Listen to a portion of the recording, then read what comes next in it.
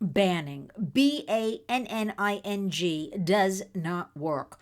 Listen, warriors, I'm the first one that wants to keep kids safe online, protect them, right? But banning is not the answer. Even just today, President Trump announced that he wants to stop the Supreme Court from working on this banning of TikTok. And I'm all for that because, again, I'm going to tell you this again and again and again, banning is not the answer. Now, beginning January 1st, there is a new law in Florida that will minors be able to have social media? But here's what I say about all of this. I'm going to read through some of the particulars for you and tell you I don't even know why this is a story because I don't know who's enforcing this, how they're enforcing this, who's in charge, because ultimately, all of this in this digital world we live in comes down to you and me and parents taking charge, talking to the kids open and honestly, age appropriate, and also putting the guardrails on the devices. I mean, after all, if you buy them and you're paying for the internet, you're paying for the devices, you're paying for routers, you have a responsibility to keep your kids safe. Keep the government out of it as much as you can. Now, that being said, I still support the Kids Online Safety Act, the bipartisan piece of legislation that would put minimal guardrails holding big tech accountable for dangerous algorithms that they feed to our kids. That has been proven over and over with various studies. So that I'm all for. But I want to tell you why this Florida social media ban, I don't think it can work. But let's hear what they have to say. I want to make sure I give you the correct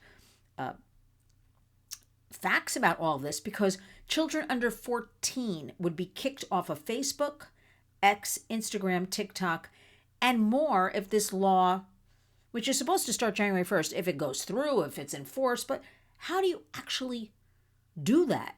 Do you show up at the front door and kick a child off? I hear a 12-year-old lives here and they're on Instagram.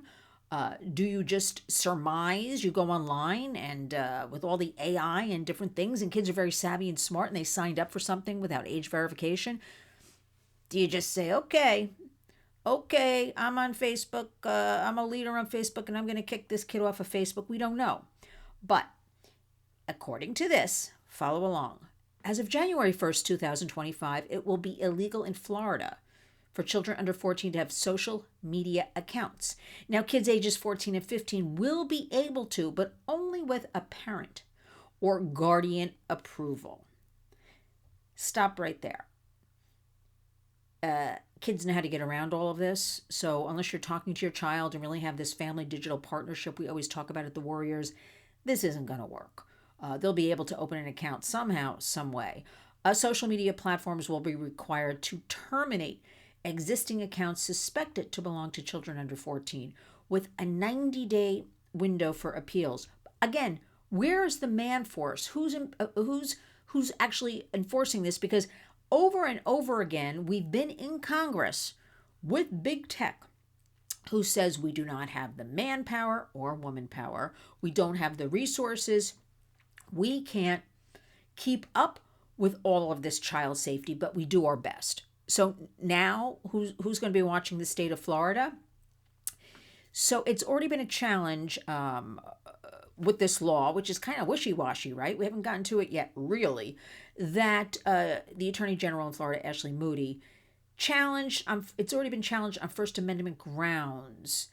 And AG, I'm getting confused now because I'm thinking about why did they even come up with this law unless you know beforehand exactly how you're going to enforce it, exactly, what steps you're going to take, and how you're going to deal with the PR around it. Because reading this, I don't even know what it is. And if I don't know, I know you don't know. And I'm trying to clarify it for you, especially if you live in the state of Florida. While the law goes into effect on the 1st of January, it has already been challenged on First Amendment grounds. Attorney General Ashley Moody's office announced last month that the state would not be enforcing the law on major social media platforms. Well, does that mean on platforms that are not Major? What does that mean? Until the court rules on a motion for preliminary injunction. A hearing will be held in February. The part of the law requiring websites with materials harmful to minors visible to Floridians to use age verification systems will still go into effect. What are these age verification systems? I kind of want to know, because that to me is a whole scary can of worms. While there's no way to know how this will shake out, according to what I'm researching and looking at, here's what will happen if the law is allowed to stay in place. It will prohibit any child under 14 years of age from creating or possessing an account on a social media platform as defined in the law. First of all, I think it's up to that parent and guardian with that child to determine. But I also think if there is a site, for instance, that says 16 and older, that be adhered to, and the parent or guardian needs to know about that. So we have a lot of, kids on Instagram that are 10 years old that don't belong there, right? We also have a lot of kids. I'm trying to think like how I can really clarify this for you. Okay, let's go on to the next thought, because I'm thinking, this is not making sense to me. Require social media platforms to terminate any accounts held by someone under 14 years old with a 90-day appeal period. How do they know they're under 14? I don't know, because what we know is there's very little, next to none, age verification on a lot of these apps that say, for instance, even in the Apple apps, the App Store, on a lot of things, it will say, appropriate ages 8 and up. And when you look at the content of what this is, no way. So that whole rating system has to be questioned. That's number whatever we're on here, 3. Require parental permission for social media accounts for minors 14 or 15 years of age. Who's enforcing that?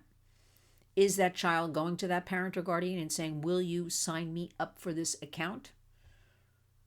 And is there backlash? What if, say this all in our fairy tale land would work, and the parent does sign up a 15-year-old who's very mature in a site that says, okay, you're going to be on Facebook now. And then the parent sees some sort of content they don't like later. Is there any kind of liability there with big tech and the parent? Like, where is this all going? Require social media platforms to use third-party age verification methods on new accounts. So what would that third-party age verification method be? I'm not clear on that. Is that where you're supposed to be downloading? You think they put it right here. Downloading some sort of government ID, which I've heard a lot of buzz about, a lot of talk about in Washington. Certainly in my state capital here in New York, Albany. So a parent's supposed to put their passport, their driver's license to sign the child up. I can't really see the public doing a lot of that. I'm talking reality here on the Warriors. Let's be real, everybody, about what's going on. Allow minors younger than 14 or their parent or guardian to request account termination to be performed within 10 business days. Are parents going to use this as a threatening tool of, if you don't behave or something like that, I will terminate your Instagram account? Again, wishy-washy, as we say here at the Warriors. The bill also specifies that personal information used in age verification may not be stored.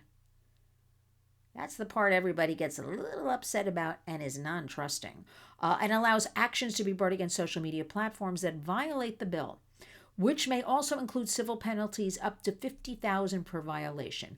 Look, we have CSAM right now, as an example, child sexual abuse material, on every platform available to all of us. And we cannot get, for the most part, when somebody files a report, to take down my child's image, take it down, the child's a minor. It is very hard to get any of these platforms to respond and do anything. As a matter of fact, there are a couple of big lawsuits right now where the child was a minor, proving they're a minor, and the images still remained up there. Remember, even if you delete an image, if it's there for a millisecond, it has been captured and reshared, and it's out there forever. So I don't know how this is being enforced. And also with all of the First Amendment and freedom of speech, it really seems like a big mishmash to me. This really should have been thought out, in my opinion, a little more carefully. That being said, remember, I am a great believer, protection of all children online, but also you cannot ban anything. Banning does not work. What I think we need to do is realize where we are. In America, I'm focusing on right now.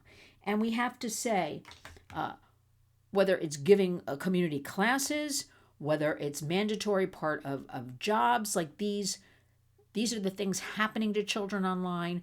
These are the things we need to do to take care of things. These are resources, things we do with the Warriors to try to warn you.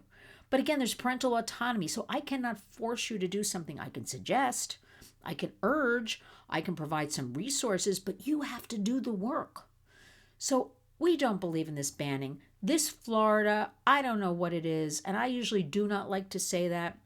It is not clear cut. It is not in any way ready to be enforced beginning January 1, which is right around the corner.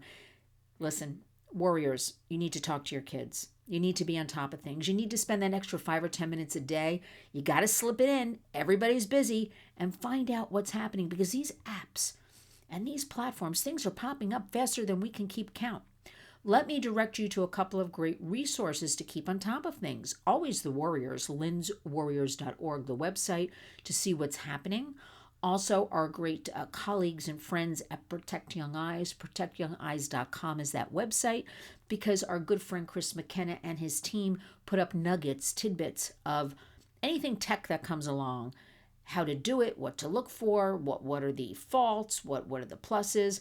This is the world we live in. We're not banning anything. We're not getting rid of anything. We're not getting rid of TikTok. After all, President Trump said himself that TikTok really helped him, put him over the edge with young people, because that's where they get a lot of their news and their videos and their awareness about anything. So why would we ban and make them upset? Why aren't we learning to work with all of this and make it safer from the get-go? Why aren't we dealing with the big tech lobbyists who make tons of money on Capitol Hill and influence our elected officials? I'd like to start there. So question more, look around. The internet's a wonderful thing. You've got so much information available. Be careful what you share. Be careful, vet carefully. But again, there's so much free information. You can always write to me, lynn@lynswarriors.org, and you can ask me questions. I will try my best to direct you, help you, whatever you may need. Because after all, our hashtag is Community Creates Change, and we want all of you to be safe and happy. Going into the new year, let us work together. Let's have some partnerships truly in this digital age, and let's embrace it together. But let's all be safe. Now remember, community does indeed create change. Let's go into the new year with a new attitude. Banning does not work. We are not for this at the Warriors. We are for discussion. We are for resources. We are for let us come together. Community does indeed create change. Think about it. And each and every day when you wake up, go out and be a warrior.